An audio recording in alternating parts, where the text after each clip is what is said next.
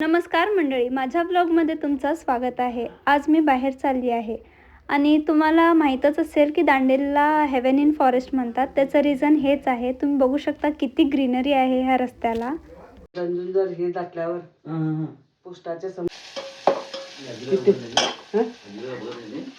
बोलून जातात।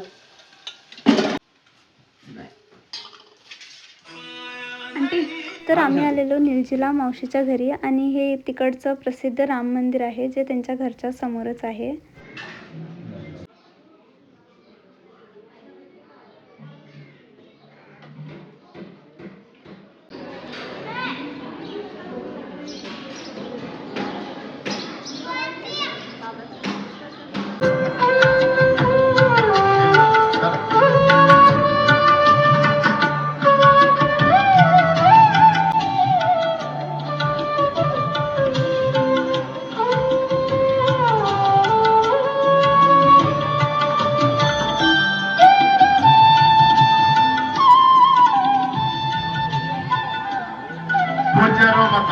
ಶಾಸಕರಿಗೆ ಸನ್ಮಾನವನ್ನ ಮಾಡ್ತಾ ಇದ್ದಾರೆ।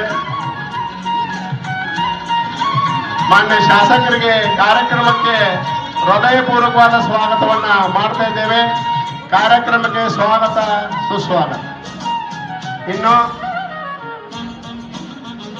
ನಮ್ಮ ಸಂಕೇತ ದೀಪ ಸಹಾಯದ ಸಂಕೇತ, ಜ್ಯೋತಿ ಸಹಕಾರದ ಸಂಕೇತ, ಜ್ಯೋತಿ ಉಪಕಾರದ ಸಂಕೇತ, ಜ್ಯೋತಿ ಮಮಕಾರದ ಸಂಕೇತ, ಜ್ಯೋತಿ ಪ್ರೀತಿಯ ಸಂಕೇತ। ದಿಕ್ಕವ ಬಿಡಿಸುತ್ತ ದಿಕ್ಕುವ ನೋಡುತ್ತ ಲೆಕ್ಕವ ಬಿಡಲಿಯು ನನ್ನ ವಿದ್ಯಾಗುರುಗಳು। ಯಾಕಂತಂದ್ರ ಕಲಿಸಿದ ಗುರುಗಳಿಂದ ಸನ್ಮಾನ ಮಾಡಿಸ್ಕೊತೀವಿ ಅಂತಂದ್ರ ಅದು ಯಾರಿಗೂ ಸಿಗಂಗಿಲ್ಲ, ಕೆಲವರು ಸಿಗ್ತತಿ। ಅದಕ್ಕಾಗಿ ನಾನು ಭಾಳ ಹೆಚ್ಚಿಗೆ ಹೇಳಕ್ತಾ ಇರಲಿಲ್ಲ। ಯಾಕಂತಂದ್ರ ಫಂಕ್ಷನ್ ಚಾಲು ಆಗೋದ ಮೊದಲ ಲೇಟ, ಊಟ ಮೊದಲು ನಂದು ಹೊಟ್ಟೆ ಹಸ್ತತಿ, ನಿಮ್ಮದು ಗೊತ್ತಿಲ್ಲ ನನಗೆ। ಯಾಕಂದ್ರ ಹುಟ್ಟಿದ್ದನ ಊಟ ಮಾಡೋ ಸಲುವಾಗಿ, ಜೀವನ ಇರೋದನ ಊಟಕ್ಕೆ ಸಲುವಾಗಿ।